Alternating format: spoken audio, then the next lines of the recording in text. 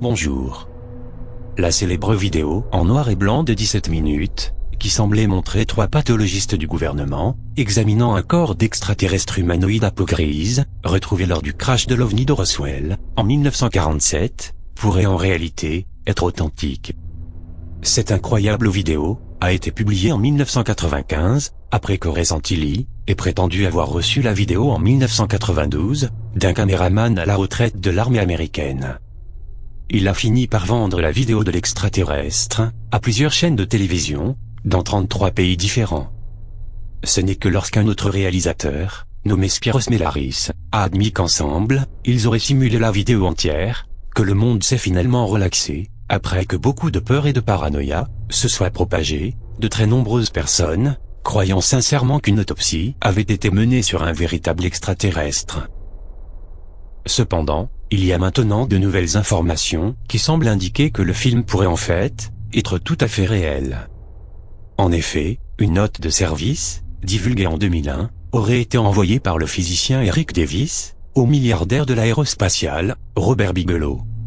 Cette note indiquait qu'un ancien scientifique de la CIA, nommé Kit Green, avait été informé à 3 reprises, pendant et après son mandat à la CIA, sur des sujets liés aux ovnis, sur l'incident de Roswell, et sur l'autopsie d'un extraterrestre.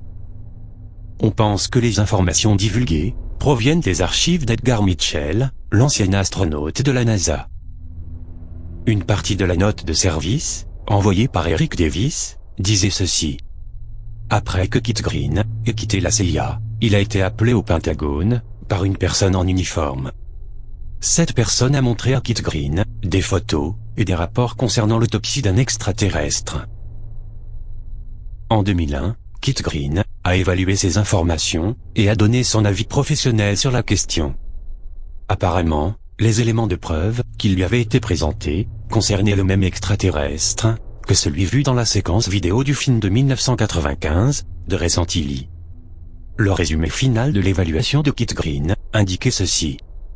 La vidéo de l'autopsie d'un extraterrestre est réelle, le corps de l'extraterrestre est réel, et le corps vu dans le film est le même que sur les photos vues lors du briefing du Pentagone de 1988. Une révélation encore plus incroyable est que Kit Green a admis que des tissus biologiques médico-légaux, d'origine extraterrestre, étaient conservés dans un musée médical, l'Institut de médecine pathologique Walter Reed, situé à Washington.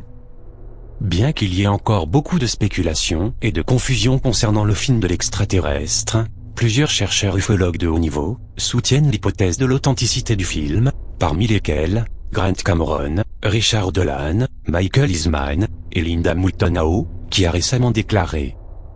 Cette note, du Dr Kit Green, sur l'authenticité de l'humanoïde à 6 doigts et à 6 orteils, examinée après sa récupération sur un site de crash d'OVNI, en 1947, confirme que la vidéo de l'extraterrestre, provenant du film de Reza Tilly, est réelle. La version officielle, communément admise par une majorité de personnes à travers le monde, selon laquelle ce film est un canular, et que l'extraterrestre montré avait été fabriqué par le sculpteur John Humphreys, un expert en effets spéciaux, serait donc en réalité une opération de désinformation pour décrédibiliser un film authentique concernant l'affaire du crash de l'OVNI de Roswell. Les mannequins en latex, censés prouver le canular, pourraient avoir été réalisés à l'identique, et longtemps après la diffusion du film de Reza Tilly. Une autre possibilité, selon des déclarations de Spyros Melaris lui-même, en date de 2007, est que le supposé faux film serait la reconstitution d'un film original, qui lui, était bien authentique. Quoi qu'il en soit, s'il s'agit bien d'une désinformation gouvernementale, ce n'est pas la première fois que de telles opérations ont eu lieu. En effet, dans les années 50 et 60, le projet Blue Book, lancé par l'US Air Force, était officiellement censé enquêter et faire la lumière sur de nombreuses apparitions d'objets volants non identifiés, signalés par des civils, et donc de révéler la vérité au public. Mais ce fut tout le contraire qui se produisit. En réalité, ce projet était une opération de désinformation gouvernementale pour décrédibiliser les témoignages d'observation et de cacher l'existence du phénomène OVNI. Mais à partir de mars 1966, plusieurs scientifiques civils du projet, dont Allen Hynek, prirent publiquement parti pour la réalité du phénomène OVNI, donc contre la position officielle du projet Blue Book. En effet, Allen Hynek, au début très sceptique, changea finalement d'avis, en devenant un fervent défenseur de l'existence des ovnis.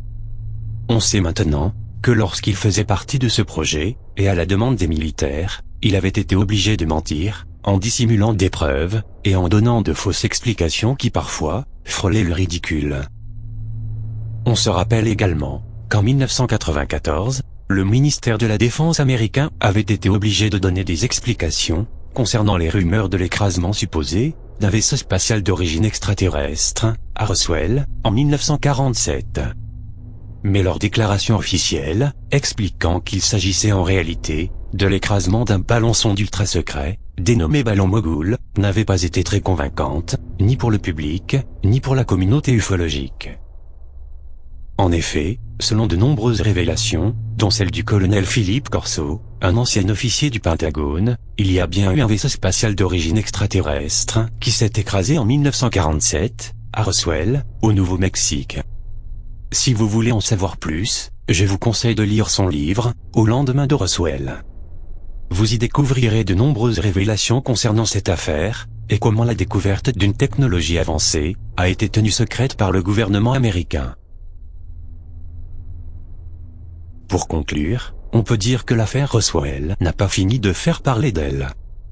Suite à ces nombreux rebondissements, entremêlés de révélations authentiques et de désinformations, le public ne sait plus distinguer le vrai du faux.